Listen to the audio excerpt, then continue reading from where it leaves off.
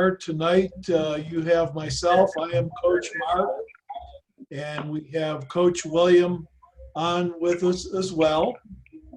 And so we're going to go ahead and get started with our presentation. A few bits of information. If you could mute yourself until it's time, until you want to talk, that would be wonderful. That just helps with some of the background noise on it.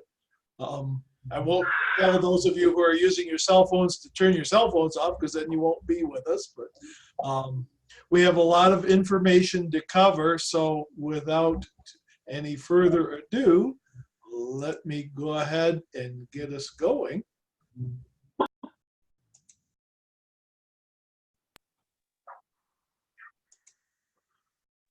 Oops, that's not the one I want.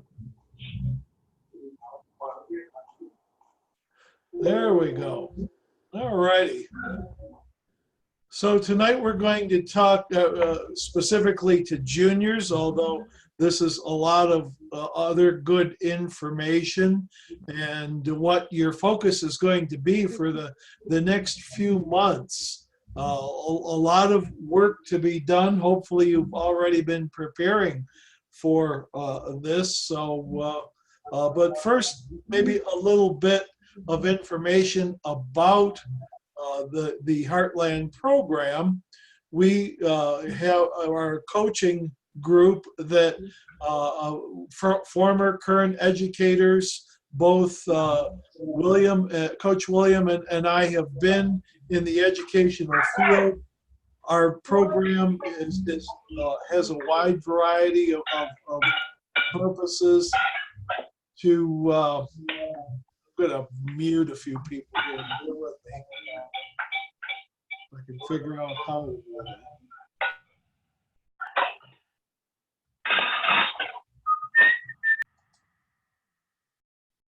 There we go. All righty. Different students that we might help, and in different ways. We've been known to help high school students, and not just high school students. We also have been known to help with the those that are in college already and need further help.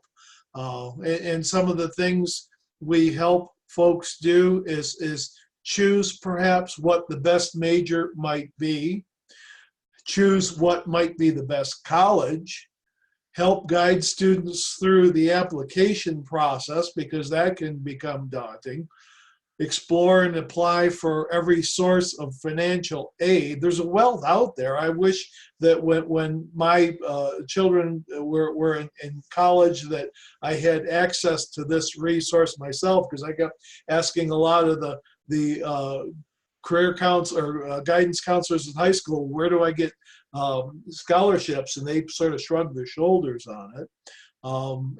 And then finalizing the results once a student has been accepted to a college, how they might write reevaluation letters, how they deal with college acceptances, and just to, sort of make sure that they verify everything, because, sometimes students send information out on an email and assume that, gee, somebody got it, and obviously that's not the case.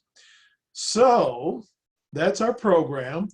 And to one of the big questions I know going on in a lot of students' minds now are how to use your time this summer. I had a student the other day that I said, what are your plans for the summer? And he just had that deer in the headlights kind of look to him, and wasn't quite sure. And I said, well, what do you usually do? And he says, oh, well, I generally play.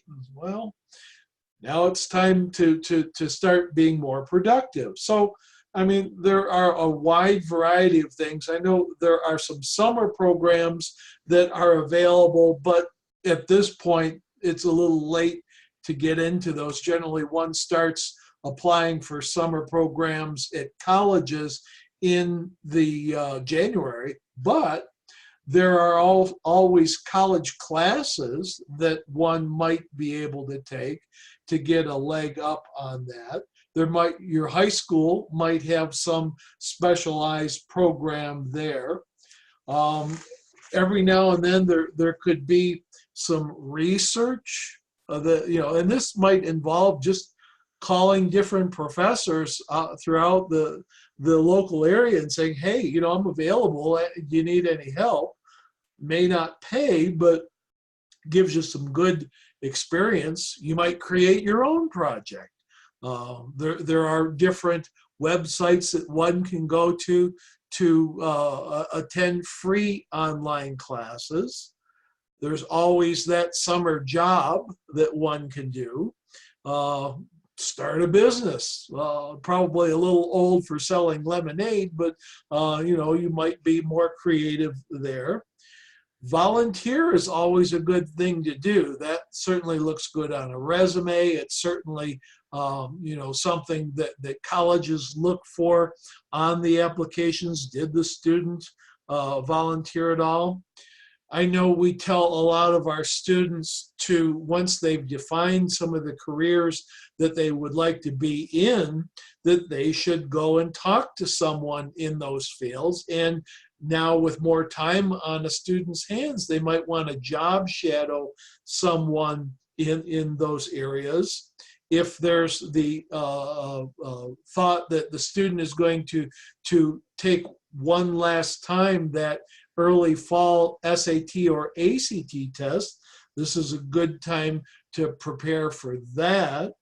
Certainly a college visit. I'm amazed by how many students who say, well, I just want to go there because I heard it's cool. Well, you might want to go there first before you get there. So just to make sure you're comfortable with it.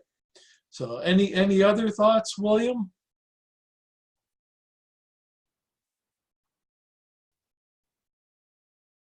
Okay, I agree with what you're saying, Mark. I think there's a lot of wisdom in that.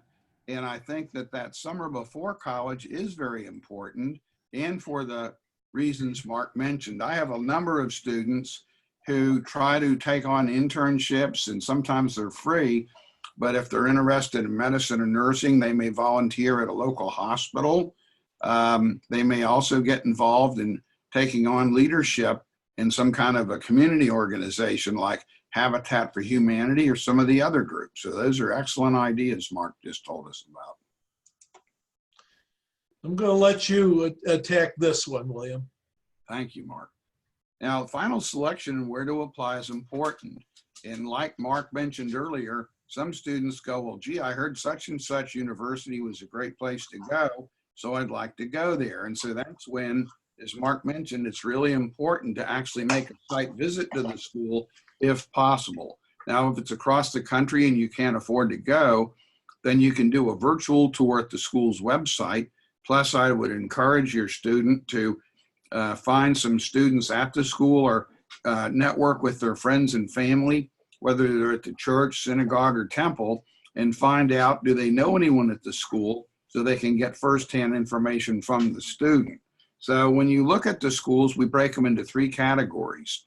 A lot of people want to go to Harvard or Yale or one of the Ivies, so those would be stretch schools. So if you've got a perfect SAT, if you've got a great resume and a 4.5 GPA, and you've got a lot of leadership skills, then you might choose a school like University of Southern California or Brown University is a stretch school. Then 2 to 3 great schools could be a school like University of California at Irvine or the University of Michigan. Can I just say?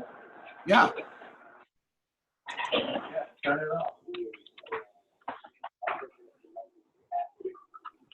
Okay.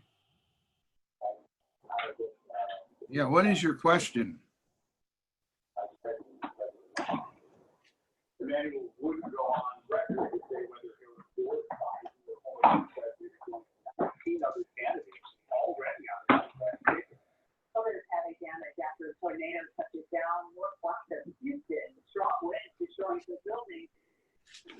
Okay.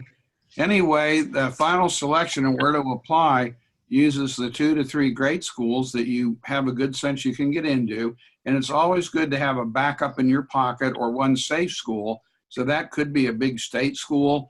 It might not be your ideal, but it does have your major, and you know for sure you can go there. So if you have any problems with late application, if you're changing your major and it's got the right major, then that might be a school that you'll want to consider to applying to also. And remember, when you fill out your FAFSA form for financial aid, you're allowed to put up to 10 schools on that list that your students considering going to those FAFSA information will be sent to those schools.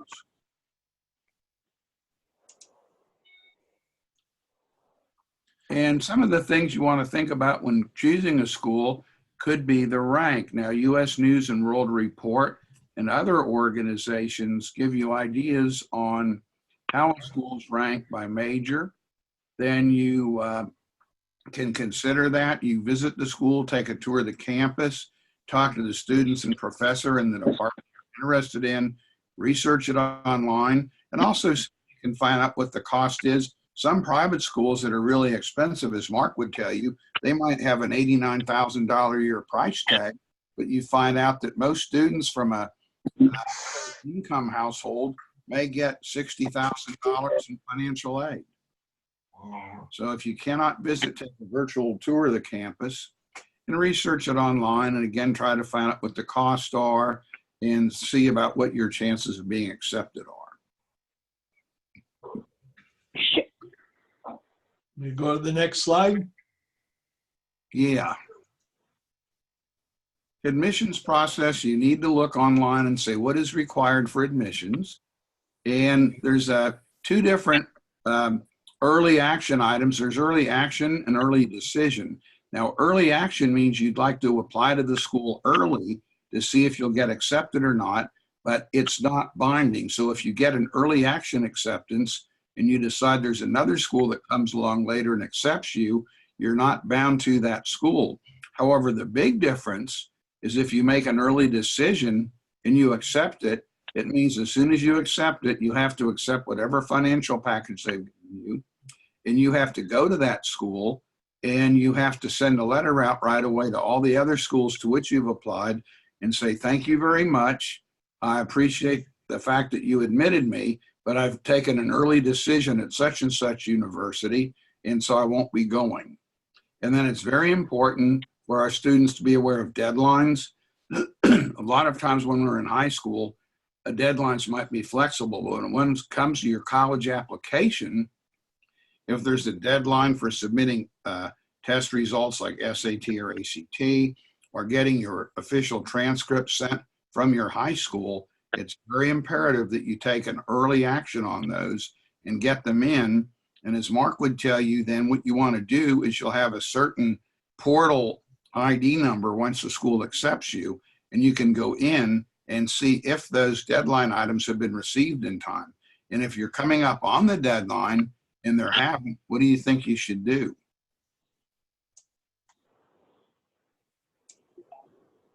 You should call the school or send them an email and say, my son, or have your son or daughter send it and say, I see that you still haven't shown receiving this information. I sent it on such and such a date, and it's very important, and then see what you can do to help that situation out. And then, of course, there's supplemental materials that might be required, like letters of reference or a student's resume, and so you want to make sure you provide those also. Okay, and deadlines, again, they prioritize what you need to work on. They're not forgiven easily. Relieve stress of last-minute work because you're ahead of the game. And also different deadlines are for different items in application. So you want to make some kind of a spreadsheet on your computer and track again those items so that you don't miss them. Any questions so far? Okay. And now early action versus early decision. Early action's deadline typically November 1st, just like early decision. You'll get notified by whether you're accepted or not by mid-December in early action, as you will be in early decision. Early action, however, is non-binding, which means you do not have to go to the school, But early decision means it's binding. So if you don't go, you'll be in trouble. What are some of the penalties you heard of, Mark, for people that don't go? I'm sorry, I was typing in the chat. Go ahead.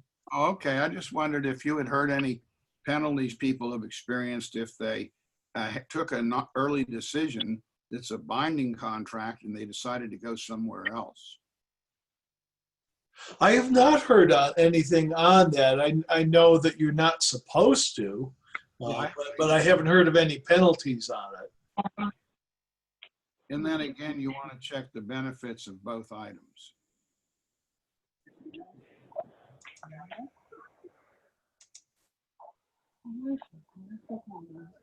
And for supplemental materials, it's always good to have letters of recommendation or reference letters. And so you want to use the time between now and the start of school to ask for these. So you want to provide specific information to the person you're asking, whether it's a school person or someone maybe that you work for in a volunteer or community job. And you need to find out the deadline and then what specifics may need to be addressed in the letter, and identify individuals who can best represent you and know you: teachers, job volunteer supervisors, coaches, community and religious leaders, and other people who know the student, because that's really important. Okay. Okay, I'll go into this one a bit, if I may. Thank you, Mark. And I know that I start a lot of my students as early as 9th grade to have a resume, and a lot of times they look at me with eyes wide open, saying, "Resume? Well, I don't want a job." But you can eventually use that resume, but some colleges and universities will actually ask for one. But even if they don't, what I have found the greatest benefit is to having a resume is everything is available that you have done in the realm of volunteer work or jobs or clubs or grades or special classes, things like that in one place. If you have to go in for an interview, or you're asked to write an essay, and you might type that essay up, or you might sit there in the interview and then walk away from that later and go, "Oh, I forgot to tell them," or maybe mom says, "Hey, did you remember to tell them about what you did before?" And and then well, no, I forgot, and so having that resume that they can refer to. The one thing that one has to remember to do is update it frequently. So generally I tell students at the end of the school year to make sure that you update that and get that going.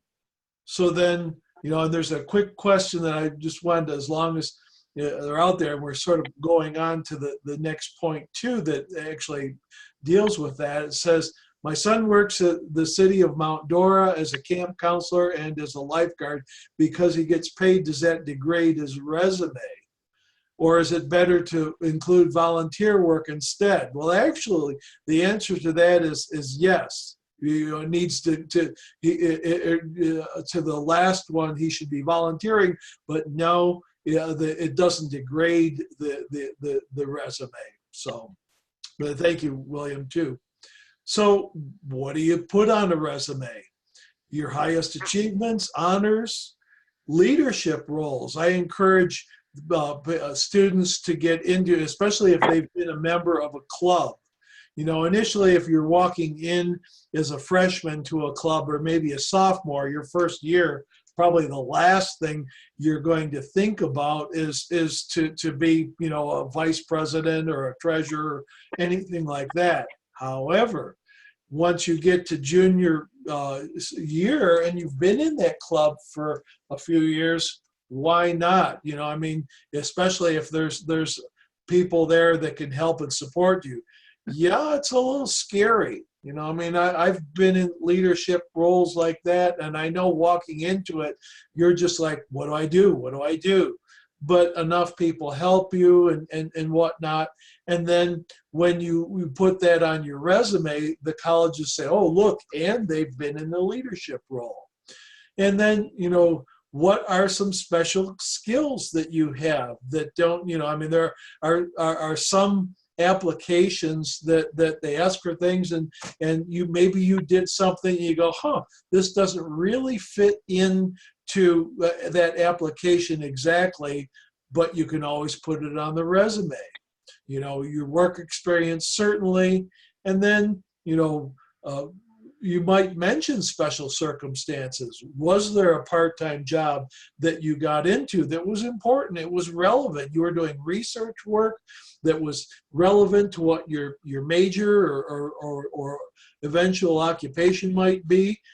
And they liked you, you know, they liked you a lot, you know, and colleges don't know a lot of that information. So it's real important in those circumstances that, you know, if there, and how you do that is, you know, with your resume is if it sounds odd, you know, or you have any questions, send your resume to your coach and then let your coach go through it. And, you know, just a pair of eyes on that, you know, somebody might say, well, how come you didn't include this?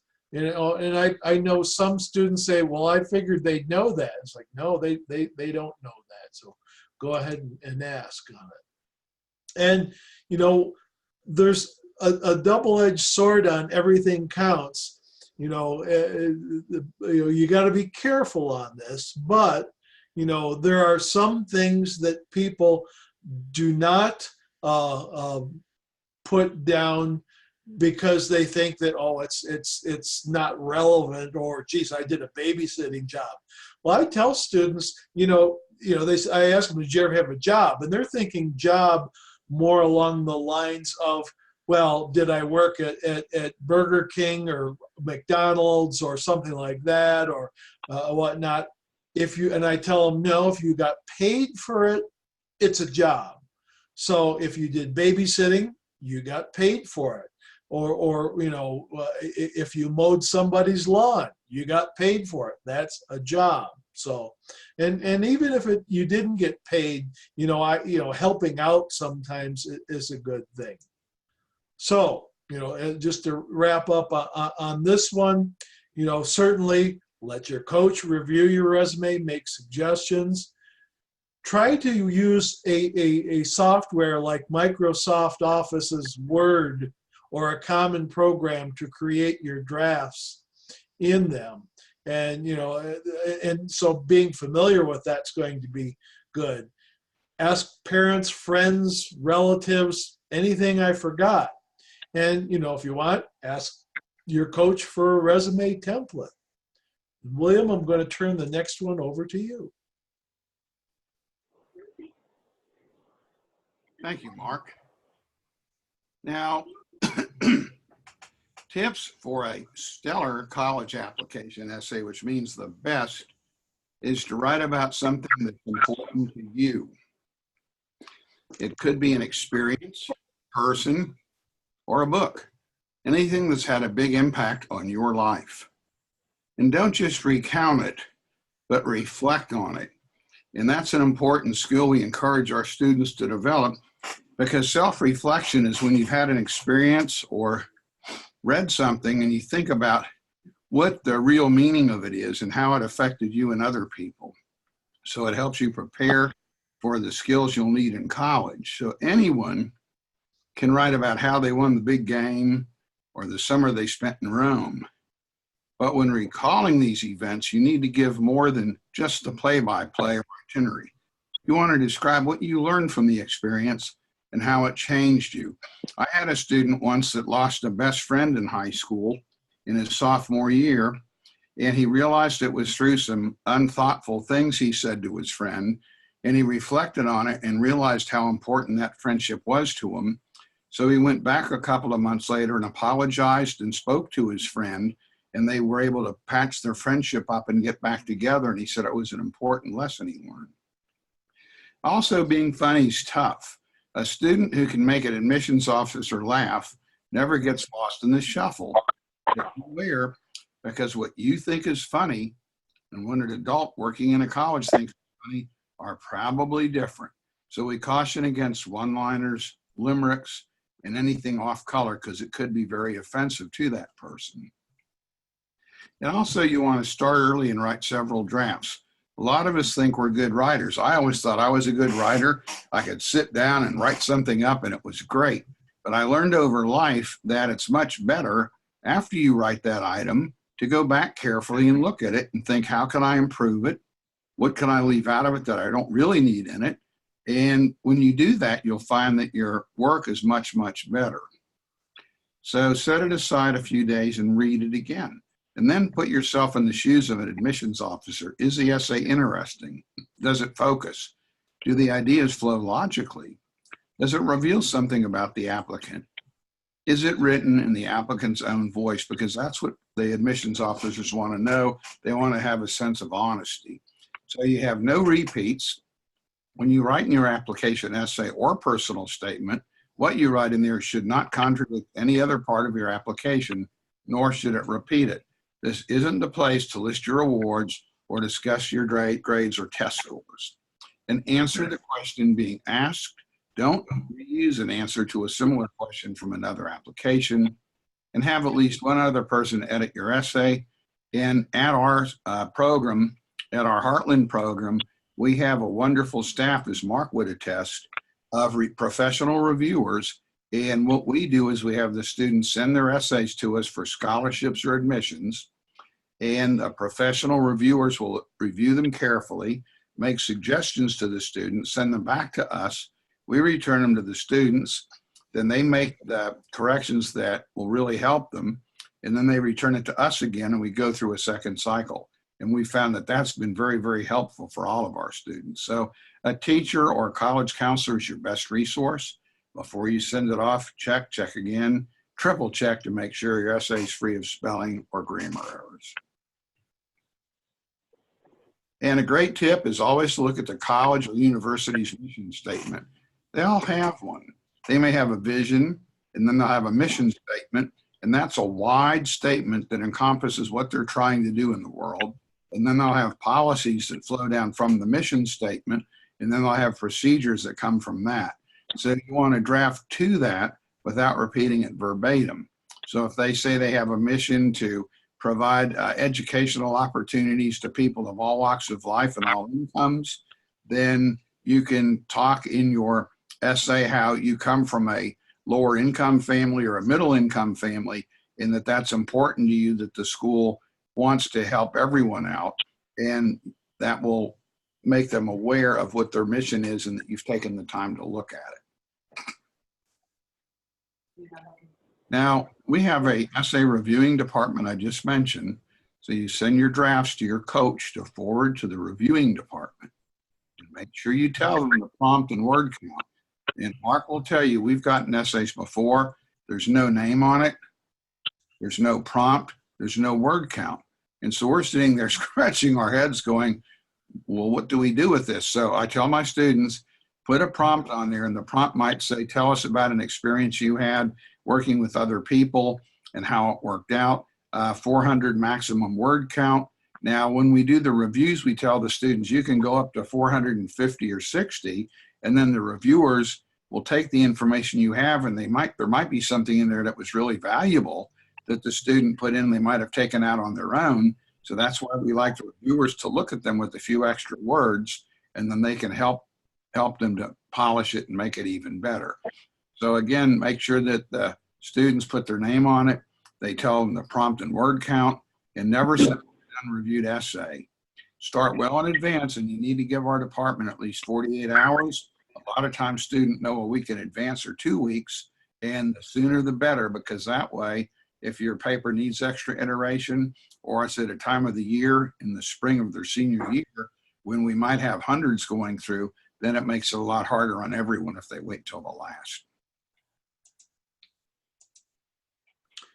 Okay, the fun one, financial aid. Probably what everyone wants to know. Ketchup na lang. on this one. So we certainly help our students with a variety of different financial aids. And you know, please know that as the slide suggests, we cannot and do not guarantee a student will receive financial aid, but we will help the students and guide them through that process. The biggest one and the most popular one is that FAFSA, that free application for student aid. And that's a federal program. What happens on that is armed with the parents' income as well as the student's income, an application is completed. It is sent to the federal government. On that application, you will tell the federal government, once you make a determination on my aid, then the police send it to these schools. Now, the federal government doesn't necessarily set a dollar amount on that, but they will come up with what they call an EFC, an estimated family contribution. And that is sent to the schools. Now the schools, because schools charge different amounts of monies, then that gets sent to the financial aid department at the school, and then they tailor that to that school. And then an award letter is sent to the student that you have maybe this amount of money in grants, maybe this amount of money in what they call subsidized loans. And a subsidized loan is simply that money which you have to pay back, but you don't have to pay it back with interest until once you leave that school. And then there's unsubsidized loans, which means the interest starts accruing from the time you get the money. There's another one called a CSS profile, and that works. Not as many schools use that, but that goes in conjunction with, similar to the FAFSA. Different states will have financial aid programs of their own, in addition to the federal government. Now, here's where it gets a little bit tricky. The aid from the individual colleges. This is going to come in where the school says, how bad do we want this student, and how much money do we have to provide for this student? And so, you know, based on the amount of applications and that desire, then different schools will send out different amounts to the student. And we've seen that vary all over the board, depending upon, a school obviously that has, say, $40,000 a year in tuition is probably going, and is a private school, is probably going to offer more aid than a school that is only, say, $15,000 a year and is a public and or state school on it. So somebody says, well, look, I got, $20,000 a year from this school. Well, if the tuition's $40,000, you still have to come up with another $20,000. But that's one kind of aid. Then there are scholarships. Some colleges call that aid that they provide scholarships. And in some cases, it might be a true scholarship. In some cases, it's called a scholarship, but disguised as a discount. Any students that work with us, we send monthly scholarships that have to be applied for. Those are independent scholarships. So some company that advocates using seatbelts might offer a $1,000 scholarship to so many students who write an essay on why should people use seatbelts or something along that line. As an independent scholarship, then what happens is if you win that scholarship, as it's competitive, if you do win that scholarship, then once you get into college, you have to connect up that scholarship with the financial aid of that that college, whereas aid from the individual colleges or scholarships from the college, they will take care of that for you. Then last, what we do is a financial aid appeal. We help the student with doing that. Sometimes, if you simply ask for more money, you will get it. But how do you ask for that? Is it proper to ask for that? The answer is yes, it is. And we have different templates that you can use to tweak that. Some schools, I have another student that wants to go to Purdue. As Purdue is a state school, they don't have a lot. The student filed an appeal and they said, well, sorry, can't help you. But then in other cases, if you can show just cause, hey, I love to come to you, I'm a little short, and this other college offered me more money, you can do a bit of negotiation that way too. So what does a grant mean? Well, that's free money. I mean, and so you don't have to pay it back. Why would you not like free money? That can be given by state or federal or the school itself. And then many grants at the school will be determined by your FAFSA. They go, well, we're going to pay for it on our own. No, go ahead, and fill out that FAFSA anyway. So then, we consider students, the majority of scholarships out there that are independent are going to be offered to seniors. There's a few for freshmen, there's a few for sophomores, a little bit more for juniors, but a whole bunch of scholarships for seniors. We consider our students seniors at the June 1st, so they should start applying for those scholarships. Again, as I shared before, this money does not have to be paid back. Depends upon what the requirements are with each entity awarding the scholarship as to what it is based on. And we always encourage students to track everything. We have a little Excel spreadsheet that we can provide for the student that says, hey, I applied for this one on this day. And we always encourage follow-up on those too. A lot of students I ask is, did you hear anything? No, I never heard back. Did you contact them? Well, no, I didn't. So, it is work. And so a lot of people, are unaware of the fact that it is work. But I'm going to, bear with me one moment. I'm going to mute everybody for a second. All for you, it's a one-stop shop. And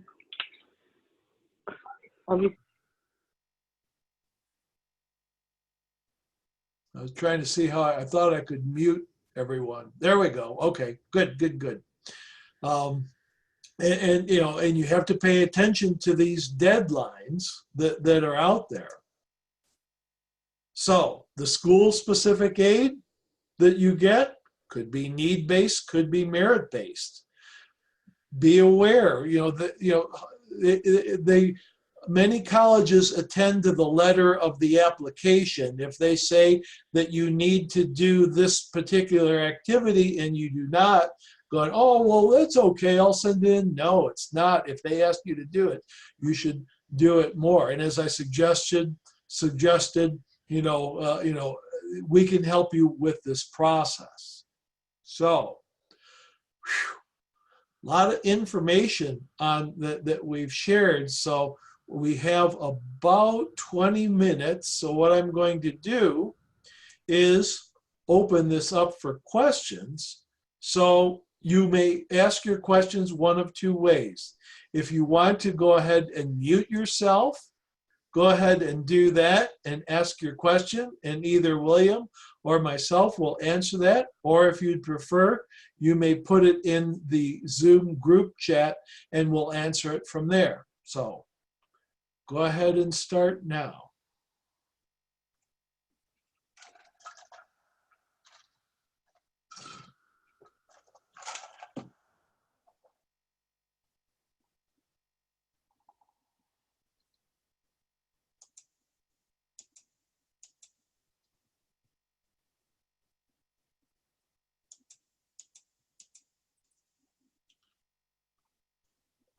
They're a quiet group, William.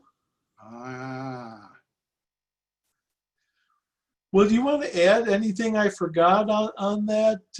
Maybe that would help tweak some questions, if any.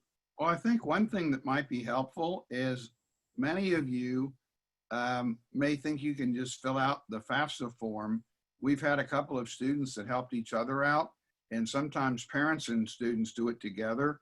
And when that happens, 80 to 85% of those FAFSA applications get rejected 6 to 10 weeks later. The students get a letter back saying, we're sorry, there was a mistake in your FAFSA, so you have to start all over. So how FAFSA works is when FAFSA opens, they have a big pot of money. And as people apply for that money by different states, the money gets gobbled up. So if you don't ask our help, and when you get to the end of the FAFSA application, there's a little thing that says, do you want to sign and submit your application electronically? And you don't do that. There's another little sentence, and it said, would you like to print a PDF copy of this for your records? So you say yes, and then it will save a PDF copy to your computer, and then you say you're not done, and you'll come back later. Then what you do is you forward that little PDF copy to your coach, and then we will review it, and if you have any troubles, we'll set up a conference call on Zoom or Skype, and we'll walk you through it so that you're completely confident when we're done working with you that you've got the right information. We had one student once that said he was married and made $80,000 a year. Well, that was a parent question, and he assumed it was a student question. So those are the important things to make sure you get. And then when Mark had talked about the CSS application, that's one that many private schools use, and it's more exhaustive than the FAFSA form, which isn't that bad once we help you with it. On the CSS, they want to know what make and model cars you drive. If you got an old Jalopy 1965 Mercedes, they want to know how much you paid for it. And they'll ask, how much you paid for your house. And there's a lot more questions that are difficult, but they're trying to look at your true financial aid. This is a wonderful question on the chat line. Says the 2-year degree associate, is it better to direct connect from a community college or go straight to a university? There are pros and cons to each. The pro to going to a community college is cost. And many community colleges are close to home, so you don't have to worry about living in a dorm and paying for room and board and all that. The downside to that is you want to make sure, and William had just made up a wonderful document on this too, about the fact that you need to make sure 2 things happen when you go move from a community college to a university. First, will the classes that you're taking at the community college transfer to the college you're going to? So that's job one. And then secondly, will the classes you take in addition to transferring, will they apply to the different universities that you're going to for that major?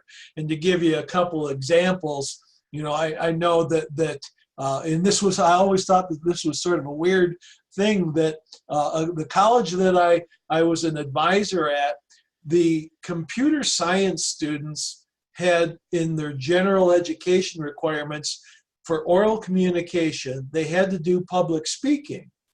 Most of the computer science people I knew, that wasn't their forte. That's why they like computers. So they'd take something like interpersonal communication.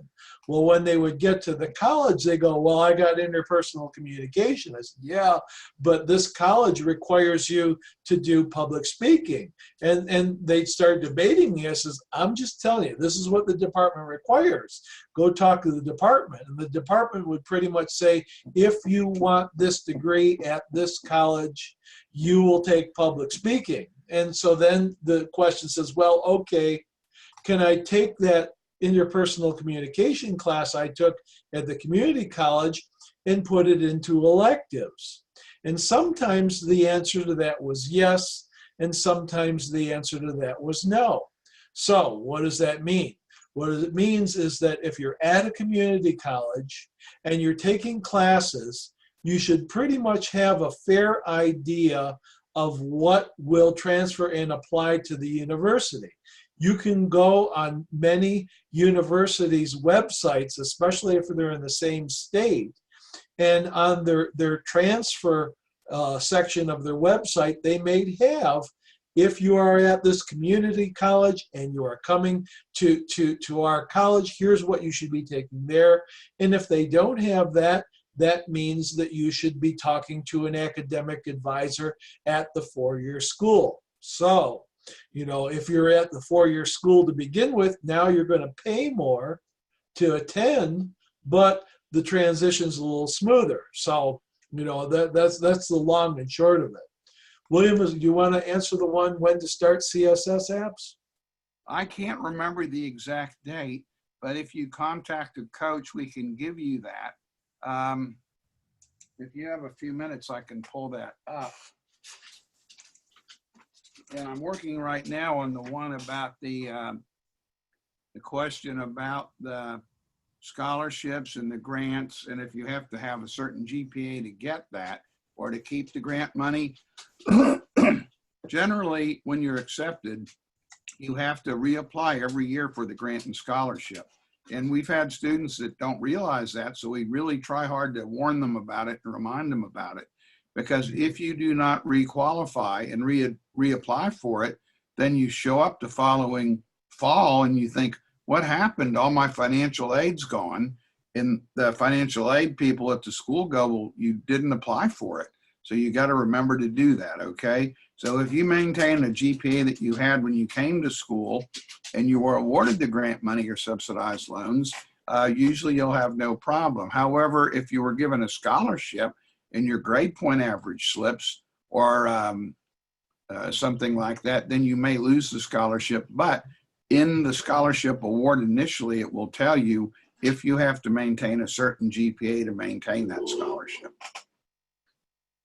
And then the answer I think the person Samsung answered their own question. Yes, you hold on to that certificate that you've received, that you won as the sophomore, and then you would then connect up that company that awarded the scholarship with the financial aid group, you know, at the college you eventually decide to attend. I'm not aware of any expiration date. They're certainly aware that if you're a sophomore, and you know, they're going to have to wait to award that, you know, later on it.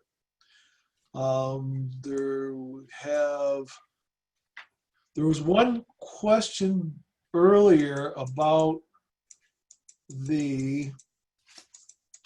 says, what's the Zoom meeting tomorrow night? I'm going to take a peek. I'm going to temporarily stop this share because I wanted to check and see if I had any information on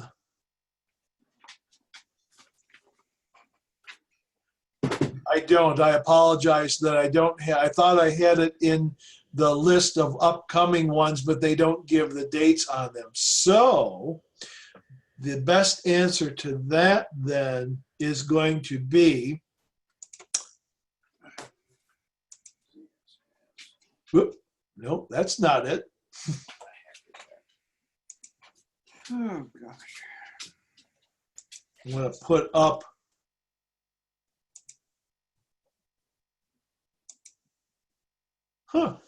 I'm trying to get our Zoom meeting up.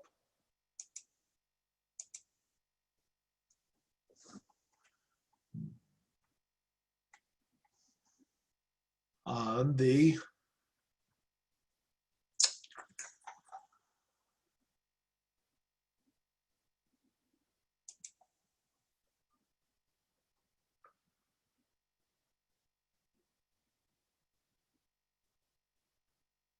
I'm going to copy and paste it in, I think, rather than. There's the website for our Heartland is HIFECPP, or I'm sorry, the email rather. The email is HIFECPP@HIFE-USA. And I'll see if I can also type that into the chat line.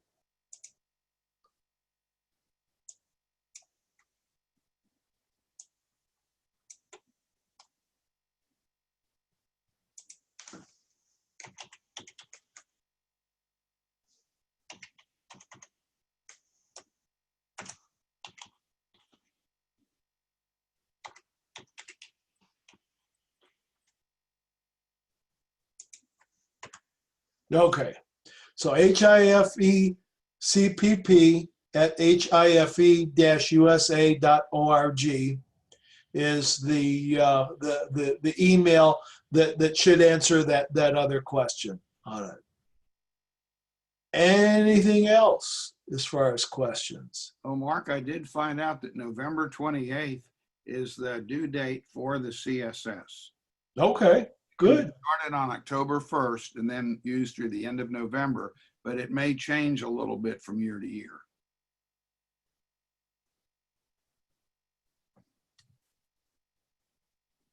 Two new messages. Okay, you want to go for what is CSS because you're the CSS expert. Okay. It's a special, let me pull it up real quick and I'll get you a good answer on that.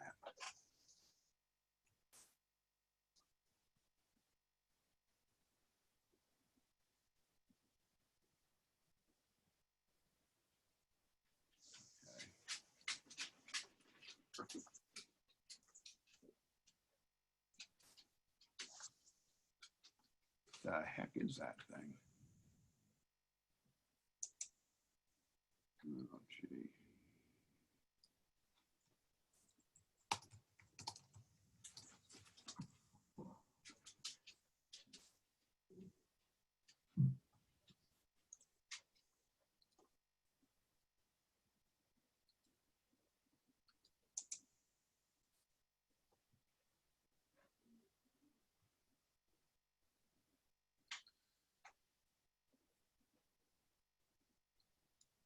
Oh, Mark, it's for the College Scholarship Service. Okay. I won't forget that one now. Yeah, see? Okay, we have just a few more minutes left. Can take one or two more questions if you have them. It looks like iPhone 7 raised a hand.